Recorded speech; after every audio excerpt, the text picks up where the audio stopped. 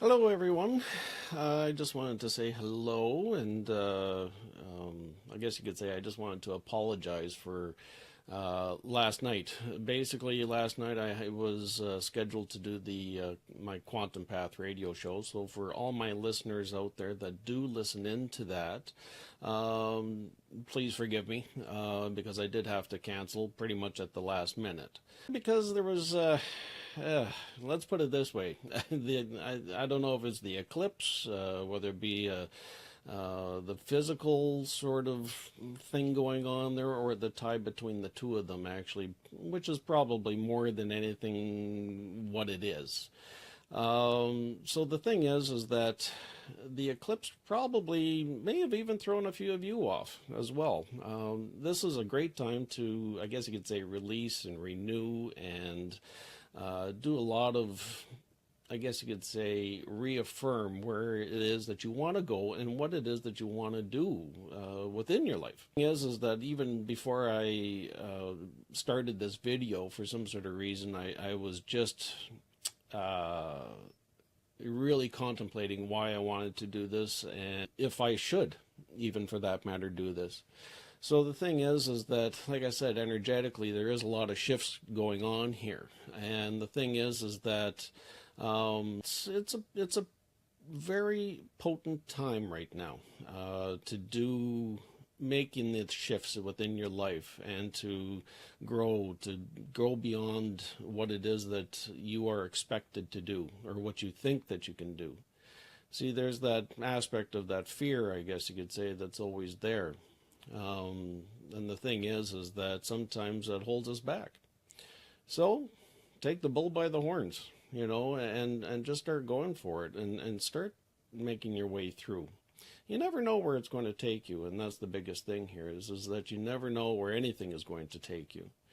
I made up a couple of little things here for the eclipse, actually, and it's kind of funny, actually. I don't know why I even came up with it, but the thing is that I wanted to. So the thing is first of all, here's the moon.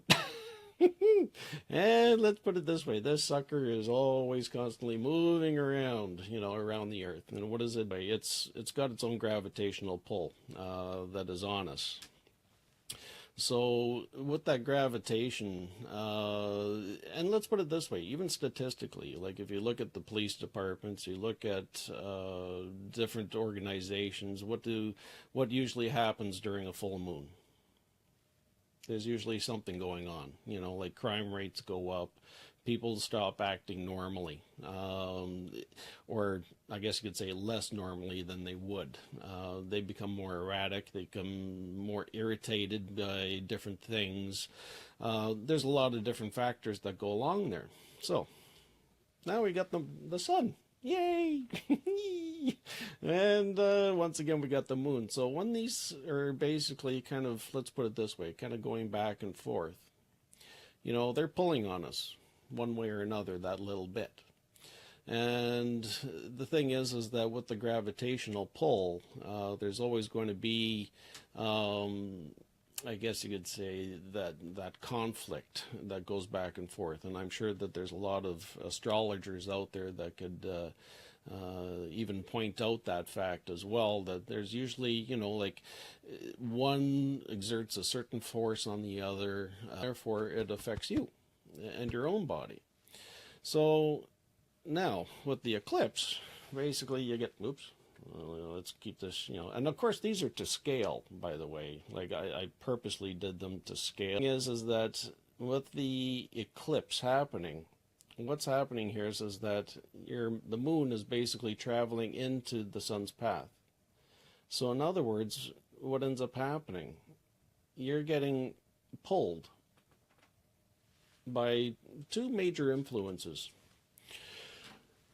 And yes, you can look at it as like an astrological sort of aspect, but you can also look at it as a gravitational thing, which affects a lot of different aspects of who you are. You got to remember, you're a very physical body, and you are going to be affected by different environmental factors.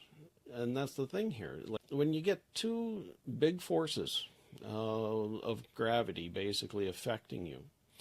What's going to end up happening? Well, you're going to start having some shifts. You're going to start having some other things go on. And it could be mental, it could be physical, or a combination of everything. And as well as there's also that spiritual aspect that goes along and ties into everything, because everything is tied together. But it's all together, and it's all dealing with the chakras and all that fun stuff that goes along with it. So the thing is that what ended up happening to me, well, let's put it this way, my blood pressure started going kind of crazy. I started getting some kind of crazy sort of, I guess you could say, effects even within my head. I started feeling funny. There was a strange connection kind of going on there. I had some very interesting dreams, at least by the time I actually did get to sleep, which was around probably 4 o'clock yesterday morning. People that know me usually know that I'm also very grounded in a lot of ways, and I do work on my grounding, and I do, when I teach, it's also I look at things from a very grounded sort of perspective. We all get susceptible to different things. So if you or your spouse or maybe a family member was acting a little bit off, well, this way, that's okay. There's no harm in that. But just, be understanding of it. And try to look at them, from a more compassionate point of view. Maybe at that time it was irritating. Try to be compassionate about it.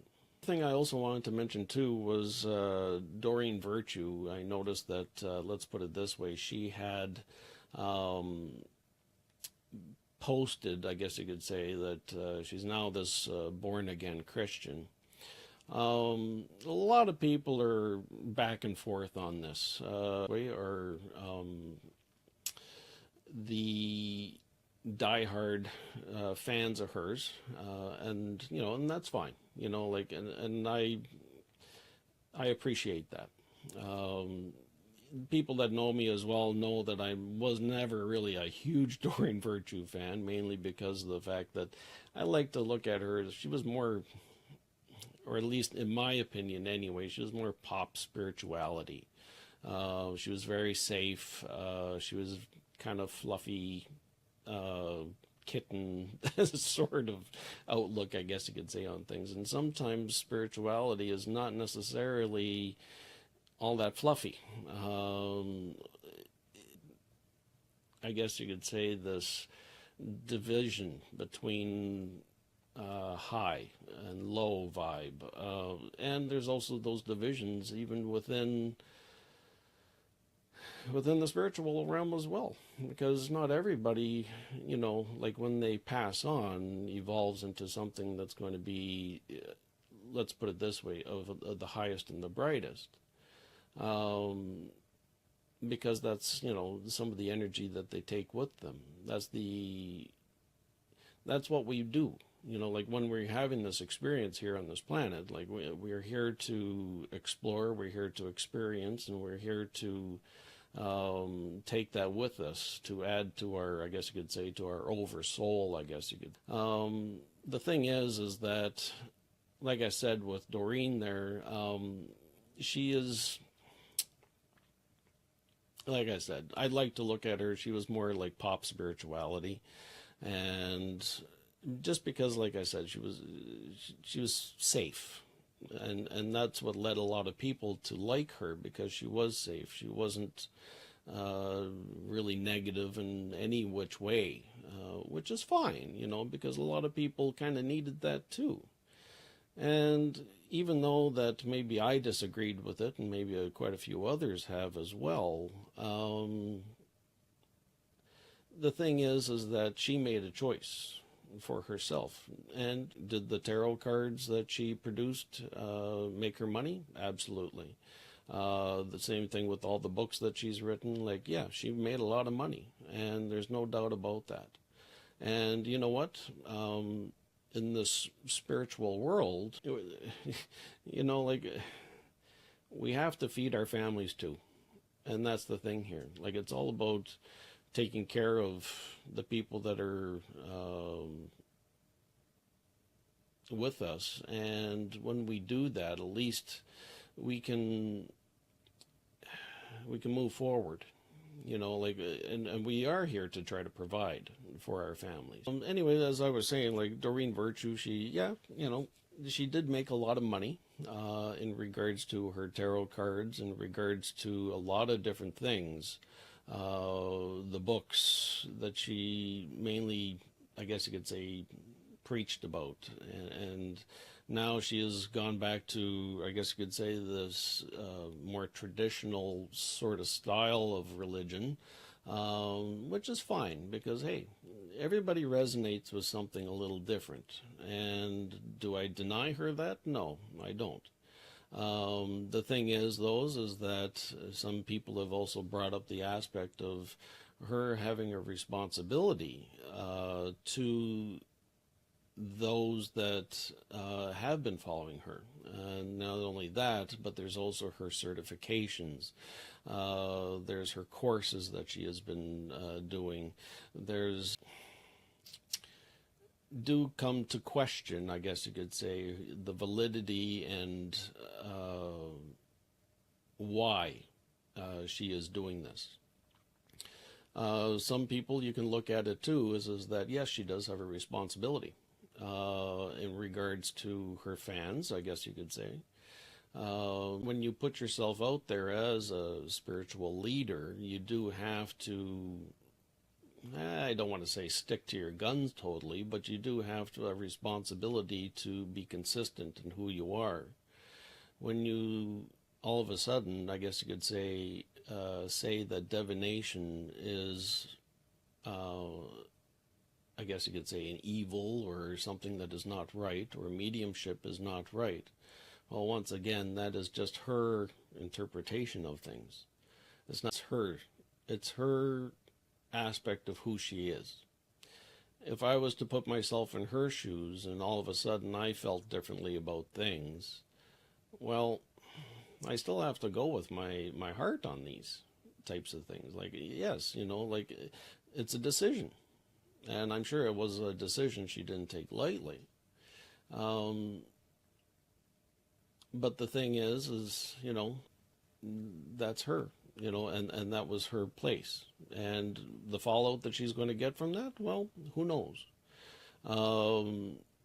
I don't really follow her very much, so she doesn't really affect me that much. But for those that actually do, I do wish that everyone would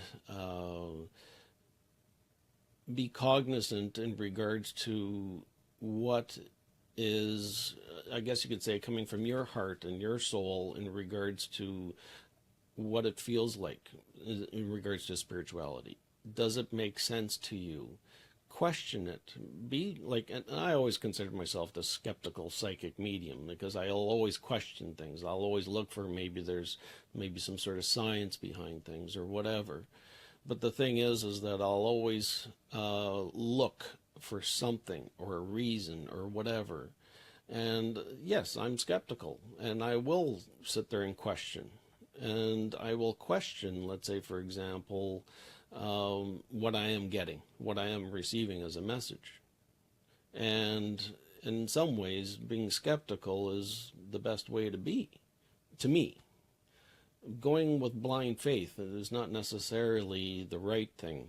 And somebody had mentioned on one of the other posts that the teachings were not necessarily the wrong thing, but don't put all your credence, I guess you could say, into the teacher, because you got to go with what resonates with you. And I've always told people that you have to go with what resonates with you. So stick with that, and question. And this way you'll never be steered wrong. Go with your gut feeling, go with your heart. If it feels right, then stick with it. If it doesn't, well, then change. And obviously that's what Doreen did. She was questioning and she was finding that maybe something didn't resonate with her anymore. Therefore, she had to make a choice and a decision. So I wish her well, and I wish her luck in all of her future, I guess you could say, endeavors. Am I jealous of the money that she's made? Of course I am. Who wouldn't be? Because let's put it this way, she did very well. But the thing is that, you know what? I have to give her credit. And I've always said this too, is that she's brought a lot of people into this, I guess you could say, the spiritual fold. And there's nothing wrong with that. When people start to question and start to look at their own spirituality from a higher perspective and a higher, or even just to look at it, to bring awareness to it, that is the important thing, you know, and that is the most important thing actually out of anything. Like, it's not the psychic powers that you develop, and it's not the mediumship, and it's not the channeling, which seems like everybody and their dog is doing nowadays. But the thing is that it's your connection to something bigger. Grow with that, deal with that, you know, and learn from it. And when you do, you'll never steer yourself wrong. So with that, or on that note anyway, I will be back next Monday at 8 o'clock Eastern Standard Time doing my Quantum Path Radio again. But starting off on this Friday, and this is just for a little, you know, plug. Oops, there's website is up here. And DennisJAnderson.com. Obviously, you can catch me down here as well. But the thing is that I will be at Moonflowers this weekend.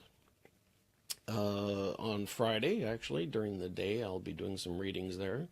Wonderful place, actually. So if you haven't been there up in Stouffville to Moonflowers, it is a very awesome store to go into just because of the feel and the vibe that you get from it as soon as you walk in.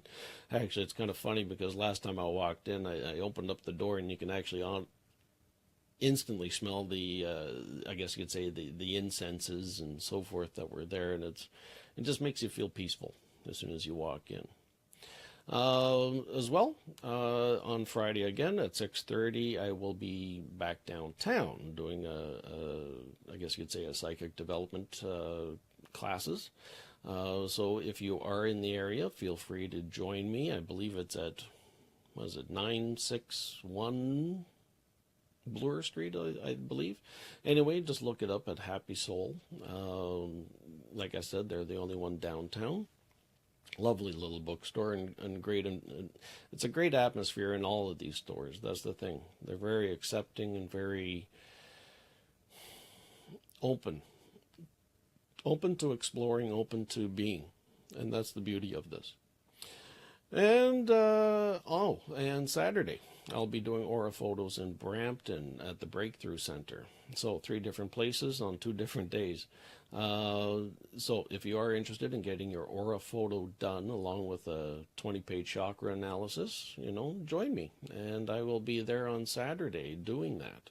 It's always kind of fun to see, and let's put it this way, there's always some sort of insight that you gain out of it. So I kind of do, let's put it this way, a little 15-minute mini reading, I guess you could say. So I would invite you to come out and join in. And even if you're, let's put it this way, even if you don't get an aura photo done, that's okay too. But it's always fun just to hang out. And if you have any questions, you can always ask that too.